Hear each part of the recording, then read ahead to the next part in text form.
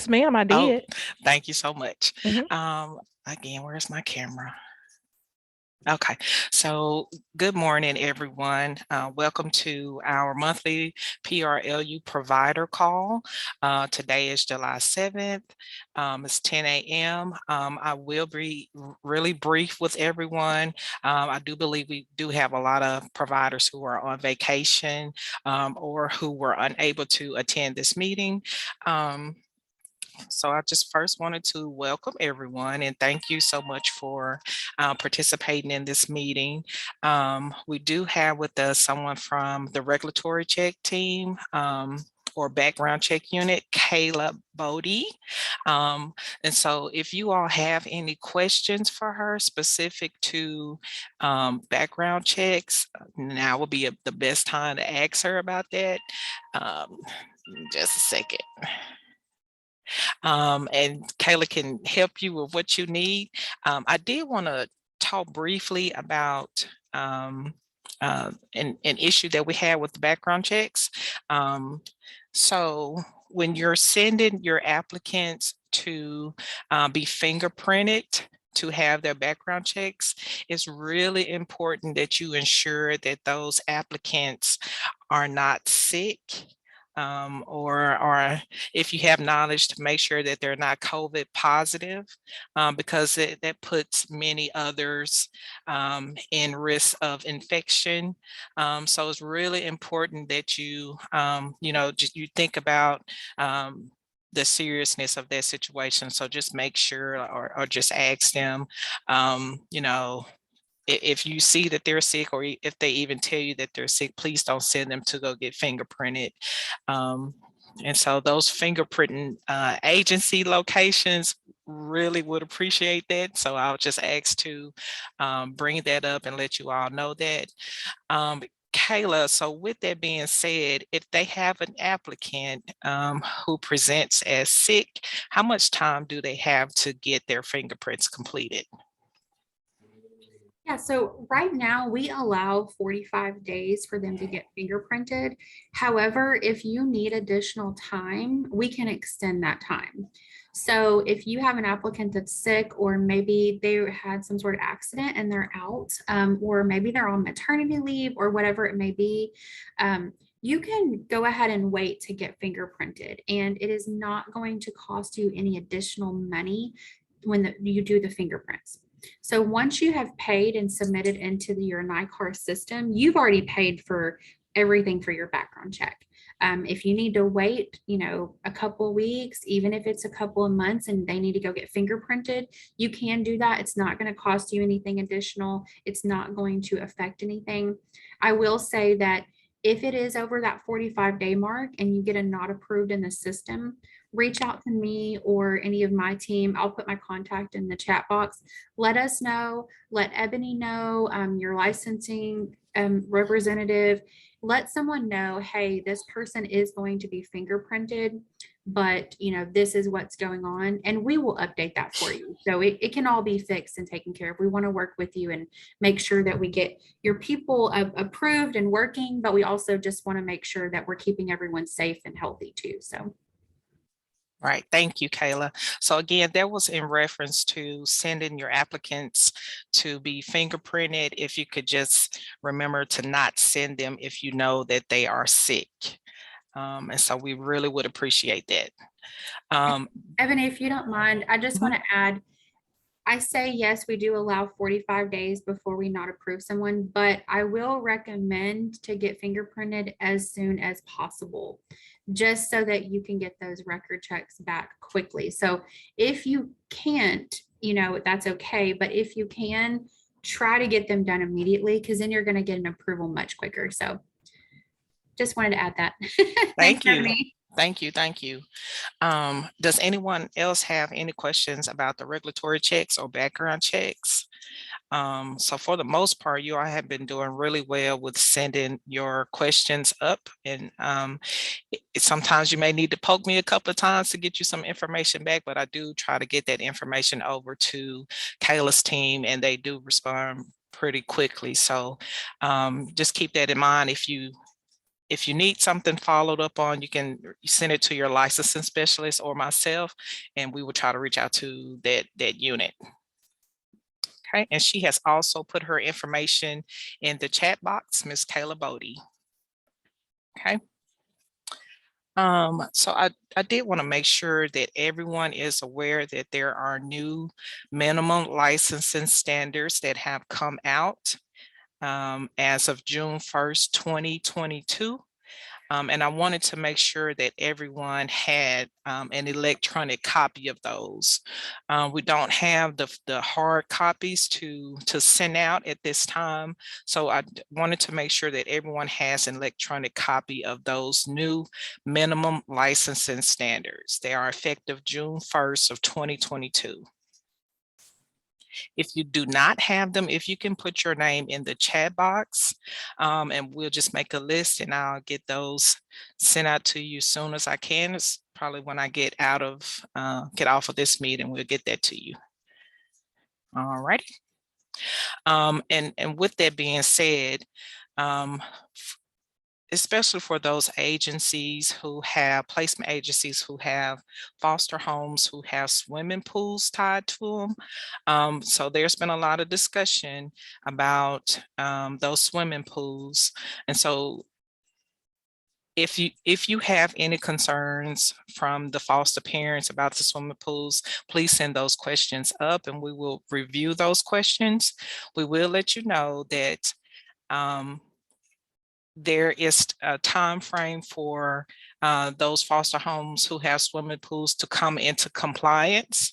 They have all the way until December 31st to make the appropriate adjustments to those swimming pools, you know, get the fencing or the pool covers that they need in between that time. So they have all the way until December 31st of this year to come into compliance for that.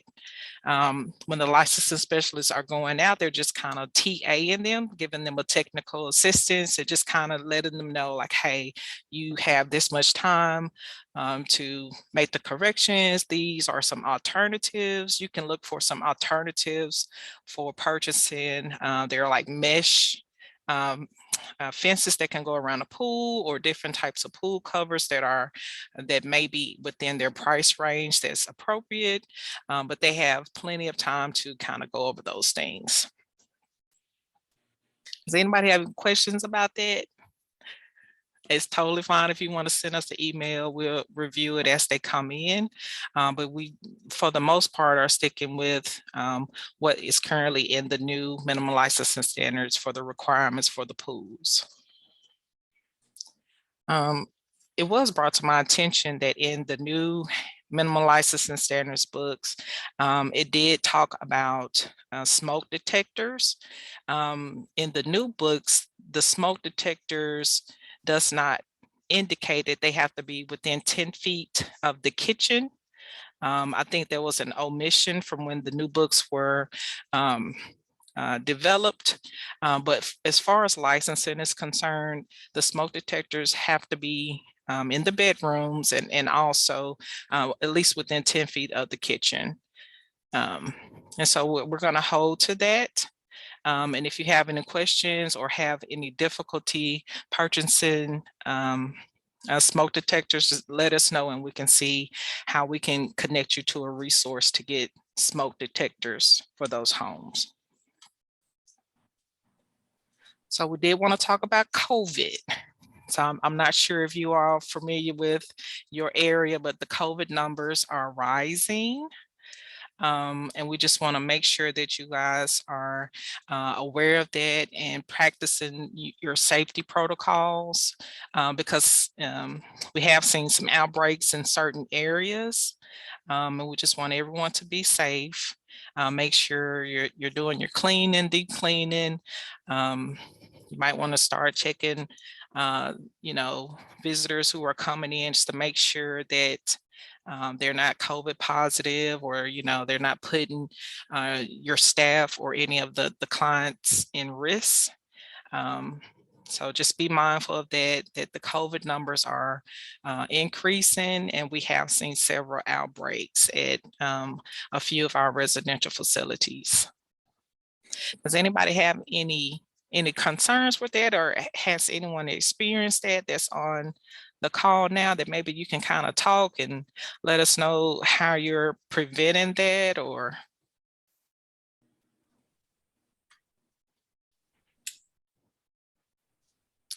okay.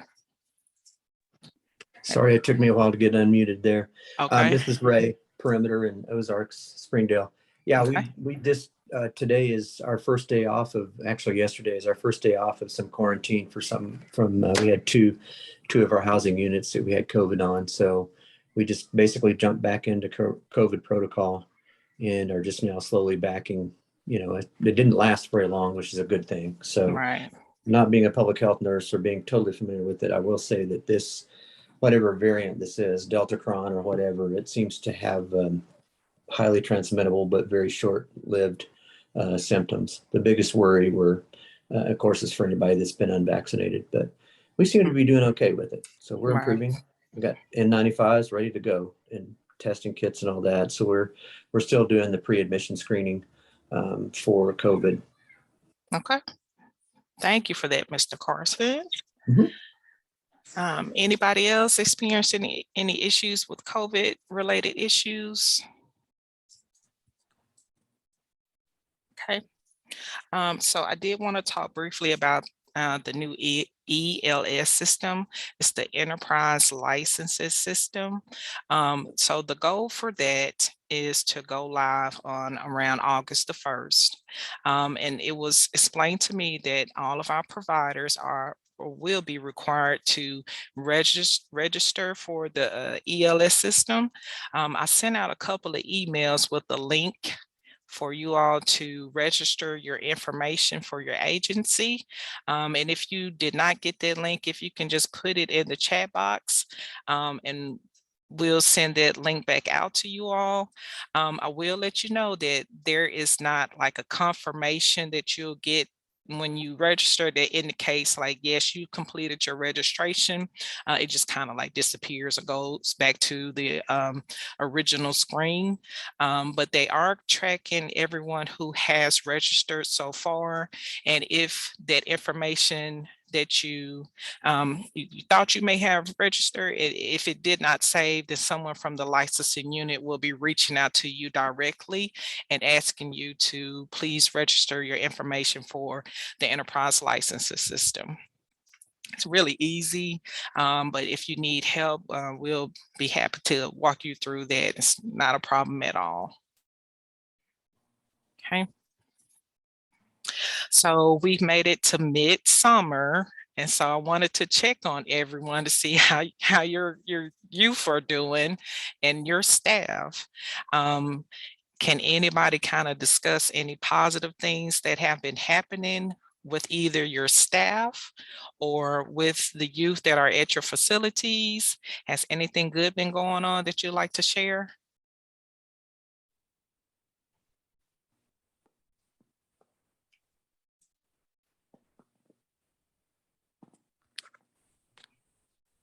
Hey, Ebony, this is Carla in Forest City. How are you? I'm fine. How are you? I'm good. What we're doing here in Forest City is just basically for our staff. It's just basically making sure that they stay hydrated. And then just, using common sense, not to drink too many sodas or coffee or anything like that that's going to dehydrate them. And just making sure that they be aware of those signs when they feel fatigued or feel like they're not, not feeling their best. And even just to expound on the COVID, we are being proactive. We have the mask and we're making sure that everyone continue to wear masks. We never stop wearing them because we're a mask mandated facility, and Charlotte is making sure we do that. But for our staff, we're just basically just communicating, keeping an eye on the staff as well as the residents to make sure that they stay hydrated as well as they participate with, doing the jobs with the residents. So that's pretty much what we're doing, because we do know that it is hot outside. So Thank you, Ms. Carla. I appreciate that information. I stepped outside yesterday and I was like, I don't remember it being this hot in a long time. So yeah, please make sure that you're checking on your staff as they come to and from. And, make sure that, health-wise, they're ready to, get involved with those youth. And I'm not sure if you guys kind of like scheduled any activities around the heat. But like, please keep that in mind. Yeah. Anybody else have anything good going on? I think I have something from Amy. Carrie, do you want to talk about what's going on at your agency? Yeah, I just wanted to mention that, we're having our annual base camp. So it's not really our kids that are young adults that we're serving, but we're getting kids from Maggie House, the Boys Home, Fostering Change. So we have every year, we've already done the 2-week girls base camp. They learn some great life skills, do a lot of fun activities. We get a lot of mentors from the community to come speak to them. They really enjoy it. And now it's the boys camp. And then next 2 weeks, we're doing a non-DHS. So I just wanted to put out there, like, if anyone knows any, 17, 18, or even younger than that, kids just that aren't in DHS custody that need some community support or some positive adults and young adults around them. We have 10 spots. I think we've only got 4, but we did receive some like donations to carry that base camp out. So, but those kids, I mean, again, coming to our base camp, they're doing great. And I kind of asked you if I could just shamelessly plug our new SIL level 2 program. If any of you guys have any 18 through 21-year-olds that are level 2 and maybe haven't found a good permanent living situation, we have our kind of our shelter that's going to be opening up to serve 5 males that can be level 2. And then after that, when they successfully complete that, they'll get to move next door to their own apartment once they're classified as a level 1.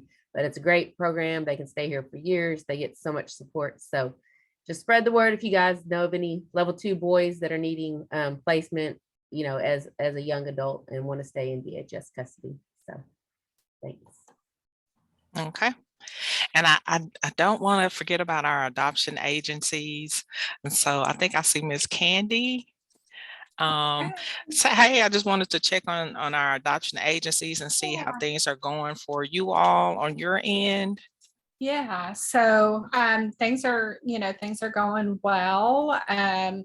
We're out in the field a lot working with the women that are in crisis pregnancies. We are in planning for a big event called the Tour de Salt Shaker, which will be a big bike ride throughout Saline County. The purpose of that event is to raise funds to open up a maternity home here in Saline County. So we're really excited about that. And I did want to ask you, Ebony, can you explain a little more specifically for like us adoption agencies, the ELS system, like what the system will be for us? Like, can you just give some clarification on that?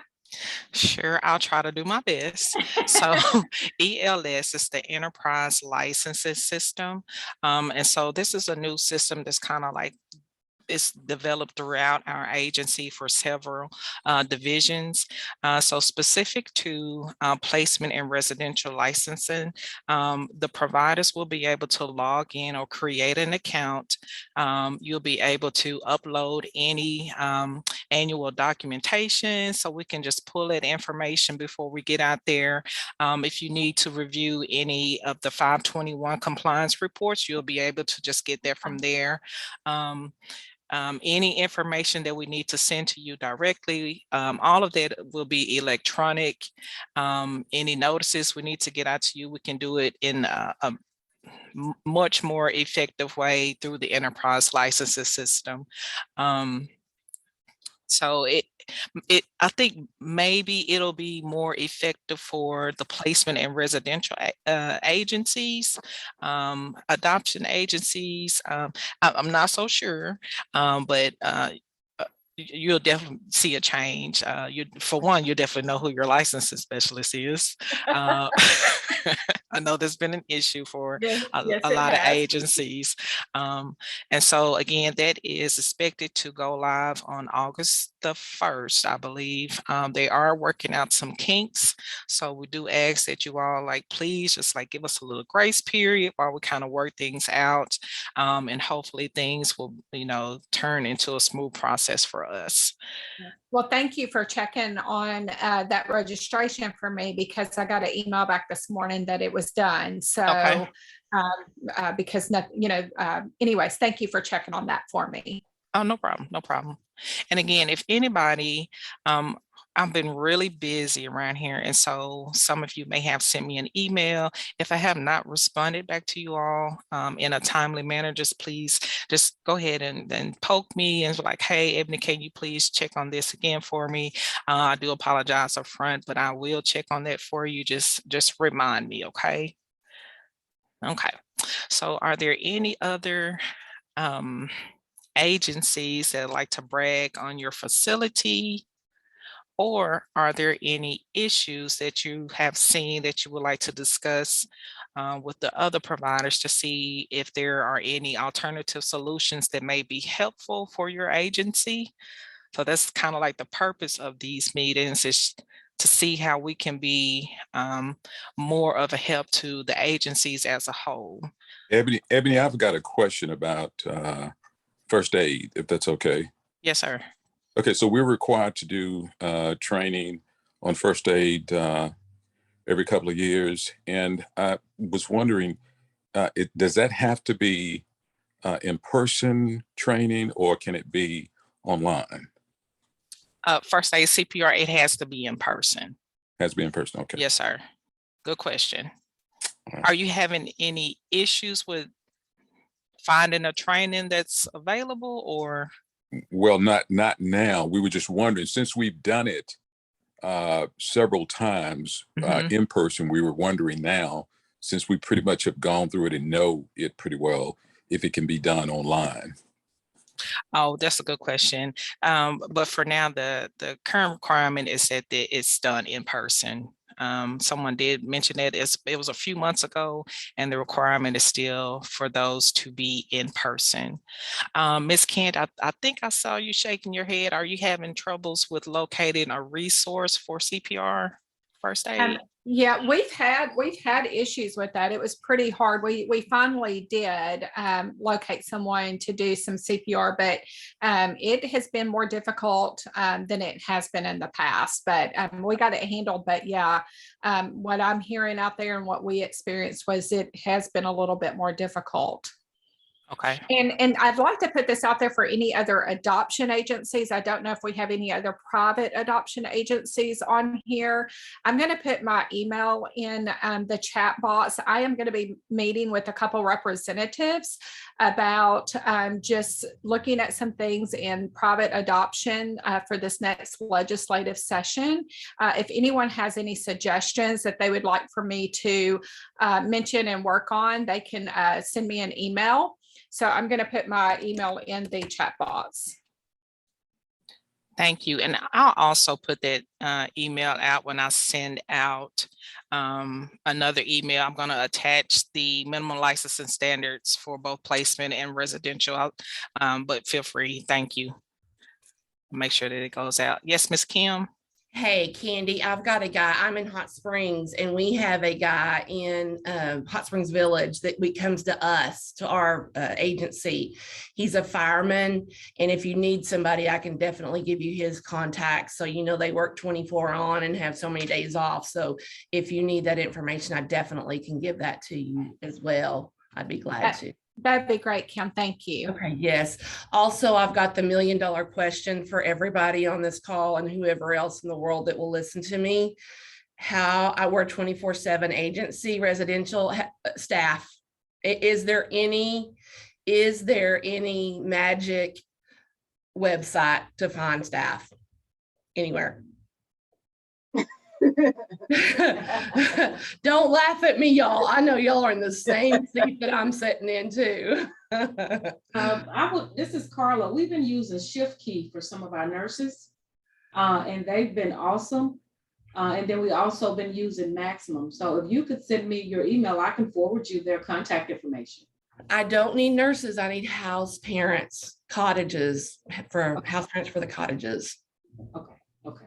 Yeah. Thank you though. You're welcome. Can I just say, and we've been using Indeed for that, but can I just say that for the CPR, we've actually started sending our people to get trained as trainers.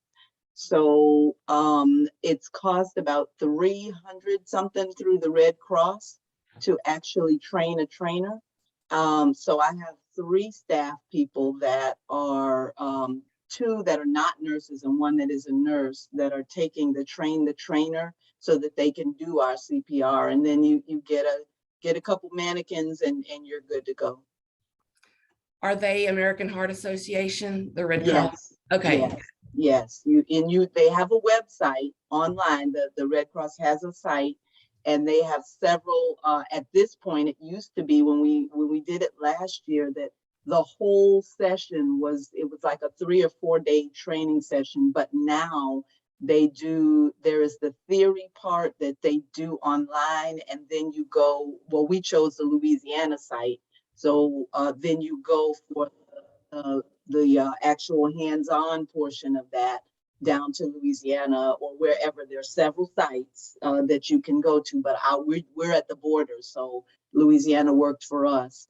But yeah, it's about 300-ish a pop and change, and that's how we've been addressing let's make sure we have a trainer available. So we're training our own so that they can be trainers. Good. Do you know about how much those mannequins are?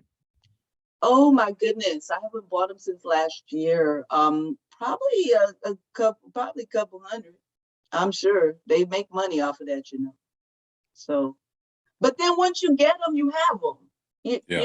Once you get them, you have them. So I thought it was a good investment just to make sure that we had, we have turnover with our direct care, and making sure that everybody's trained.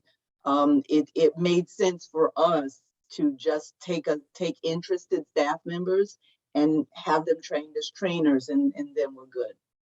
I'm definitely going to look into that. Thanks. Oh, excuse me. Has anybody had any luck with retaining direct care staff? Like, is there, let's talk about it, Miss Kelly. Yes, ma'am. We have, but you're not going to like how we've done it. We had Uh-oh. to raise our minimum wage of what we were paying our folks, and we raised it pretty considerably. But I will tell you that doing that has dropped our overtime, and we also are 100% full at this moment, knock on wood, of nurses and staff. And I've got about 90 of what most people call house parents. We call them QBHPs, the direct care staff, and about 15 nurses. So we are full. I'm 100% full right now. The other thing I wanted to tell you, we did a fun thing. We had our parade, our 4th of July parade last week, and all of the staff dressed up in our 4th of July gear, and we had crazy hats and all kinds of stuff. And the dietary department approved our candy and our popsicles, and we pulled wagons and made floats out of our wagons, and went down the sidewalk in the middle of campus, and the kids got to line the sidewalk, and we handed out candy and popsicles and stuff, and they really got a kick out of that. Good. Like a no cost thing to do that they really enjoyed. We've also had the Kona shaved ice truck come out to campus, and of course the kids absolutely love that. So there's a couple little simple ideas. Kona did cost a little bit, but it's not too bad. I can't remember what it was, but like $200 or $300 or something. Good deal. Good. And previously, before, I used to visit some agencies, and I would see like this really awesome artwork that the youth kind of do, and you guys hang it up. And I thought that was like, man, that's so awesome.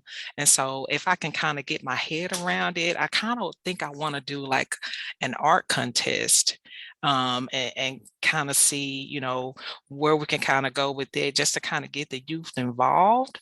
But let me think more about that. And I'll get back with you guys on that. So, but yeah, anything that you can do to kind of encourage the youth like you've been doing. I know most of you all are teaching them life skills. Please continue to do so. We want to make sure that therapy is being utilized as it should. Some youth may need the therapy more than others. If there are any issues with your youth being able to be seen by your therapist, maybe that's something you need to kind of sit down and plan around, because that's a very important part of their development and, case planning. Are there any issues with visitations, like for foster youth? Are there any concerns with their caseworkers not visiting, or is that an issue, or is that pretty good? How is that working out? And perimeter behavior for a city, I think it has worked out pretty well, because we, transitioned from not having visitation to having it.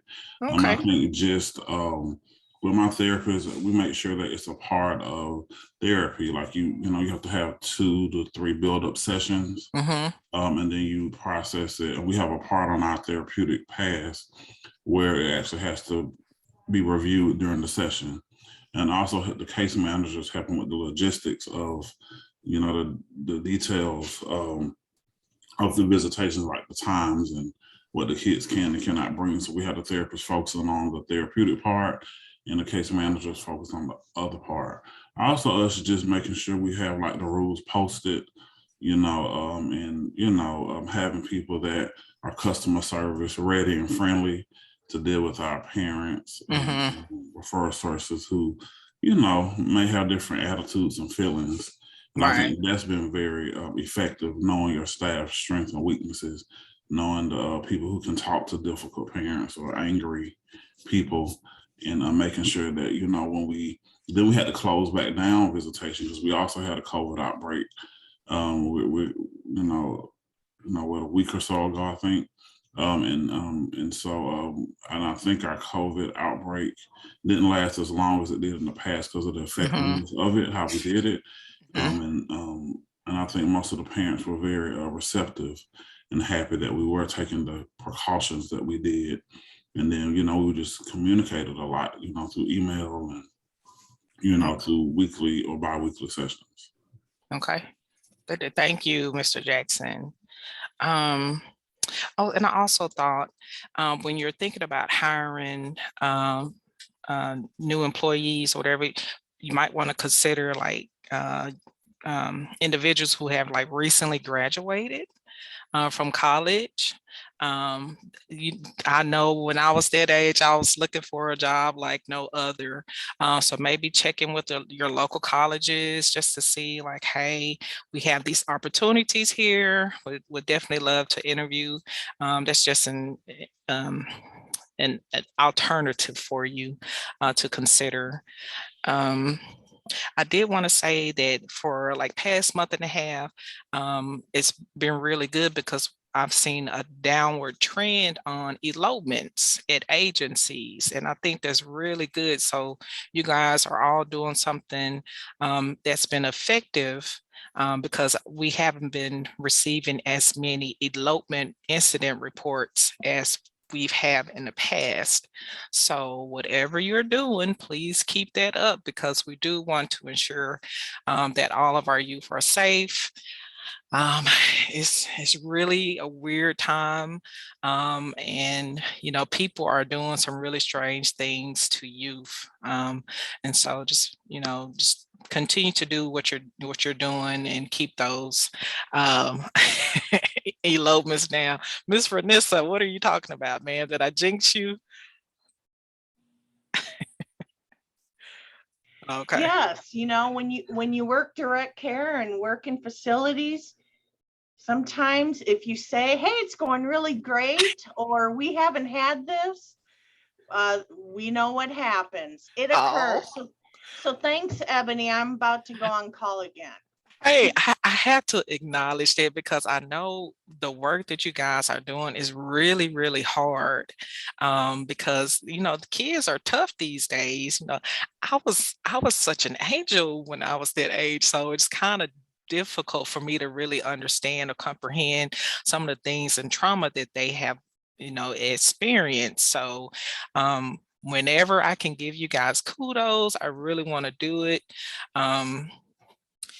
Again, please use this opportunity to, kind of converse with each other or connect. You don't have to do it on the provider call. You can reach out to each other individually to say, hey, I really appreciate what you said. Can you give me some guidance, or, just kind of be a help for one another, because our main goal is to ensure the health and safety of the kids and make sure that they have all of their basic needs. So just really appreciate that. We do have Miss Dawn Jeffrey. She stepped in. And Dawn, do you have anything? I'm going to wrap up. I don't. I was on another call. Sorry, I'm late. No, I know it's hot out there right now, and everybody just try to stay safe and be cool. And I know that's hard, keeping a bunch of kids indoors right now. So, but I think the heat index today is going to be 110, I think is what I read, but maybe some rain this week, and I hope. All righty. We do have Pamela Burton. I just want to acknowledge you. Hey, Miss Pam, is there anything you'd like to address as far as like the regulatory check unit? Nope. You guys are doing good. Okay, so what I'll do is I'll go through and I'll make sure that I get the newest minimum licensing standards out to everyone. And I will attach Miss Candy's information from ABBA Adoptions. I think she was trying to gather some more information. Again, thank you all so much for everything that you've been doing. Please keep those children safe. If you have any questions, feel free to email myself or your licensing specialist. So thank you again. I appreciate it. Have a good day. Thank you. Thank you.